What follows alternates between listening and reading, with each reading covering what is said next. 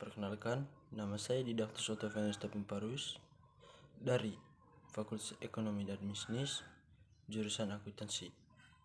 Pada hari ini, saya akan menjelaskan soal-soal UTS Bahasa Indonesia yang telah diberikan.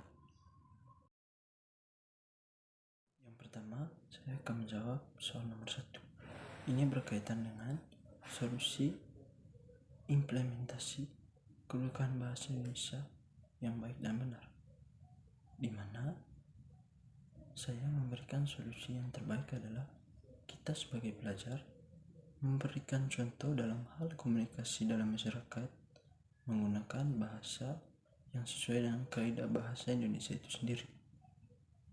Dengan demikian, kita juga dapat menghilangkan kata-kata serapan yang mengganggu implementasi kedudukan bahasa Indonesia. Yang berikut saya akan menjawab pertanyaan nomor 2. Berkaitan dengan ragam bahasa, apa tanggapan kita dengan pernyataan teman kita dalam menjawab pernyataan kita dengan kata sok pintar? Jadi, menurut saya, dalam hal ini, kita sepenuhnya tidak menjawab kata-kata ini dengan nurani kita atau hati kita. Lebih baik kita utarakan lewat logika, di mana kita harus berpikir bahwa teman ini tidak menerima pendapat kita atau pernyataan kita. Oleh karena itu, pernyataan kata sok pintar tadi tidak membuat tersinggung kita pula. Dan untuk menjawab pernyataan seperti ini, sebaiknya kita menggunakan kata-kata yang lebih jenaka. Misalnya, bro, kata-katamu itu salah, tolong diperbaiki ya. Mungkin kata-kata ini atau model cara komunikasi ini bisa bermanfaat bagi teman kita untuk menambah wawasan mereka bagaimana cara berbicara komunikasi berkaitan dengan ragam bahasa.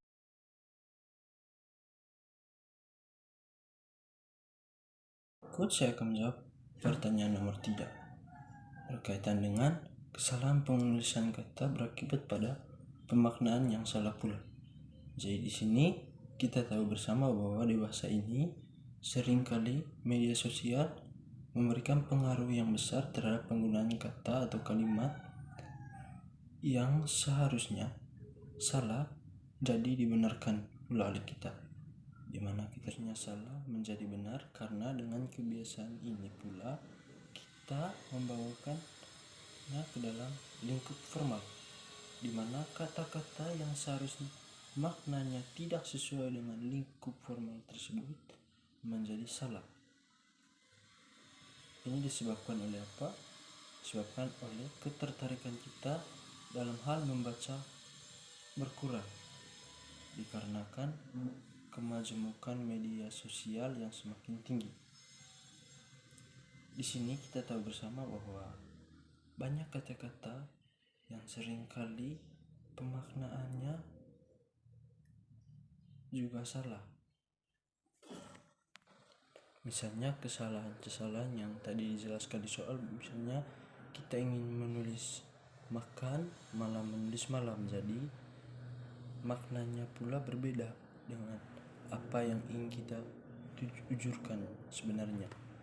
Di sini kita tahu bahwa kesalahan dalam hal menulis atau mengetik juga merupakan kesalahan yang tidak sengaja ataupun disengajai. Tapi dalam hal pemaknaan kata itu tidak dipakai. Maupun alasan bagaimanapun, kita harus mengikuti kata-kata yang sewajarnya dan sesuai dengan kaidah bahasa. Berikut saya akan menjawab pertanyaan nomor 4. Pertama, 15 kata salah. Pertama, amandemen, yang seharusnya amandemen. Yang kedua, digit, yang seharusnya digit. Digit, J-nya diganti dengan G, jadi digit. Diagnosa, yang benar adalah diagnosis. Duren, yang benar adalah durian. Ekspor, dihilangkan T-nya menjadi ekspor. Elit, ELIT, seharusnya elite, LELITE, ditambah E di belakangnya. Hembus, seharusnya embus, tidak ditambah dengan huruf H. CI, yang seharusnya esai. Foto, yang seharusnya foto, bukan ditambah dengan PH. Frase, yang seharusnya frasa. Yang berikut gelora, yang harusnya ditambah dengan E, gelora. Himbau, yang benar adalah imbau, tidak ditambah dengan H. Indera, yang seharusnya indra, bukan indera. Hisap, yang seharusnya isap. Istri, yang seharusnya istri. Yang berikut 3 kaidah diksi. Yang pertama, kebenaran. Kebenaran adalah kata yang benar, kata yang selalu diucapkan dengan benar dan selalu benar sesuai dengan kaidah itu sendiri. Yang berikut, ketepatan. Ketepatan adalah kata yang digunakan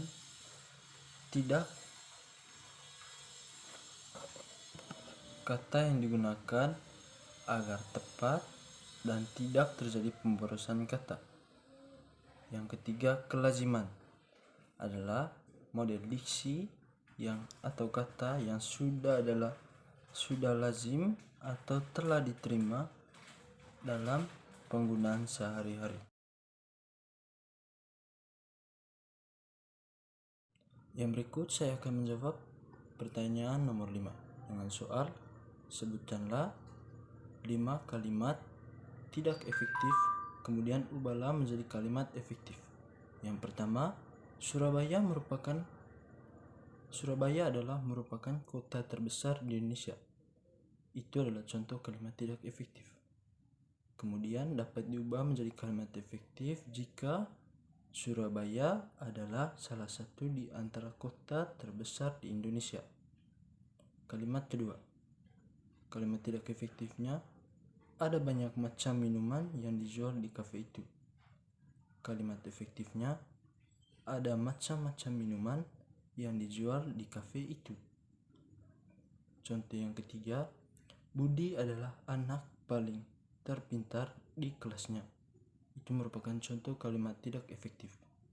Jadi dapat diubah menjadi Budi paling pintar di kelasnya.